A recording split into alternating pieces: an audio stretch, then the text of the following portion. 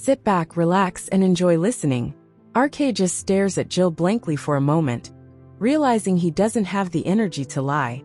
His body feels heavy, his mind exhausted from thoughts that won't stop circling back to the same place. His lips part, and his voice comes out quieter than he intends. I don't know, Jill. He exhales sharply, gripping the windowsill as if it can steady him. I just know that something's wrong. My mind isn't listening to me, and neither is my heart. Jill stays silent, watching his brother struggle to put feelings into words. RK shaking his head. There's a whole world out there questioning me, accusing me, trying their hardest to make me speak. And yet I just couldn't. I don't know why. His jaw tightens. Even when I had the chance, when I knew they might at least listen, might not believe me, I still couldn't speak. My mind just shut down. His fingers curl into a fist. But here, his voice wavers. Here in front of her. He exhales, as if the weight of those words presses against his chest. I know she doesn't care. There's a 0% chance she'd even bother to listen. And yet something made me speak. Even when I didn't want to. Even when I knew it was pointless. He clenches his teeth. It just happened, Jill. Without thinking. I don't even know why. Jill feels his heart clench, seeing the turmoil in RK's eyes. RK lets out a shaky breath, running a hand through his hair. Why couldn't I just stay silent like I did in front of everyone else? Why did my heart push me to say it to her? Like she had to believe me. His eyes darken as the memory replays in his mind, her voice still echoing in his head. When she questioned me, my heart skipped a beat. I couldn't stand it, Jill. His voice cracks slightly, frustration lacing every word. I said it because I couldn't not say it. It felt like it was going to tear me apart from the inside if I didn't. RK's chest rises and falls with uneven breaths. His throat feels tight, his mind cluttered with everything he's tried to suppress. And the worst part? He lets out a bitter chuckle. I know she's never going to believe me. I know that. But then why won't this feeling go away? He presses his fingers against his temples, his voice barely above a whisper.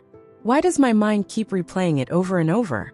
Why does it feel like no matter how much I try to push it away, it just won't leave me alone? He pauses, realizing he's just poured out everything. He's spoken so much so fast, and yet it still isn't enough to describe what he's feeling. For the first time in a long time, RK doesn't know what's happening to him. After a moment, he takes a deep breath, trying to calm himself. His voice is softer now, almost defeated. I don't know why, Jill. But my heart wants this one person to believe me. I don't know why it has to be her. And of all the people in the world, she is the last person who would ever care. Jill's chest tightens. He sees the pain in RK's eyes. The struggle. The storm RK himself can't understand. Jill wants to say something, anything, but he isn't sure if it's the right time. He fears that if he says the wrong thing, it might make everything worse. So he chooses silence. RK lets out a deep sigh, staring at the ground. It's not like I want anything from her, Jill. I don't want her name, her help, her sympathy. Nothing. He exhales. I just want her to believe me. That's all. He lifts his gaze, eyes filled with something between frustration and helplessness. It feels like even if the whole world believes me and she doesn't, it won't mean anything. Jill remains quiet, because for the first time, RK's pain isn't just from being doubted. It's from who doubted him. RK's voice fades into silence, but the weight of his words still hangs heavy in the air. His eyes are distant, as if lost in a place he can't escape from. A place where only one question matters. Why her? Jill studies him carefully. RK isn't just struggling to explain it. He's struggling to understand it himself. This isn't frustration over being doubted. It's something much deeper.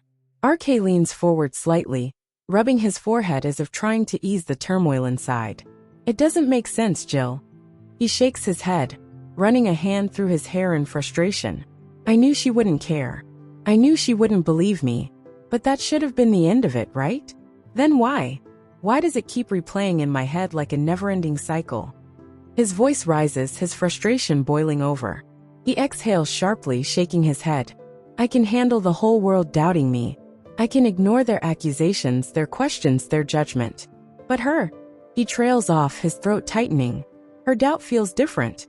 Jill's grip on the chair tightens slightly, but he doesn't interrupt. He lets RK speak, lets him release what's been weighing him down. I don't even know when it started, Jill. RK continues, staring at nothing in particular. When did it become like this? When did her words start mattering more than the world's?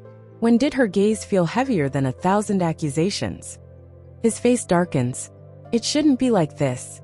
Jill finally speaks, his voice calm but firm. Feelings don't follow logic, RK. You can't control them like you control everything else. RK scoffs, leaning back against the headboard. Then I hate this, Jill. I hate feeling this way. I hate that her words won't leave my head. I hate that my mind keeps replaying that moment like some kind of punishment. His fists clench. I hate that my heart wants her to believe me, when I know she never will. The silence stretches between them again, heavier than before. Jill hesitates for a moment before speaking. What if she did? RK's head snaps up. His eyes lock onto Jill's, searching for something. Some explanation behind that question. What if she believed you, RK? Would it change anything? RK opens his mouth to respond, but no words come out. For the first time, he doesn't have an answer. Would it? Would it change the way he feels? Would it make everything inside him stop? Would it finally bring him peace? His throat feels dry. His mind screams at him to say no. To say that it wouldn't make a difference.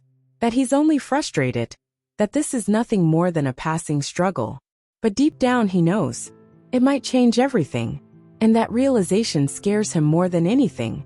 RK looks away, staring at the floor as if it holds the answers he's searching for. His voice is barely above a whisper. She won't. Jill sighs. He expected that response. But what if? RK shuts his eyes for a moment, exhaling shakily. His heart feels heavy, his chest tight. Before RK can answer, a gentle knock on the door pulls their attention.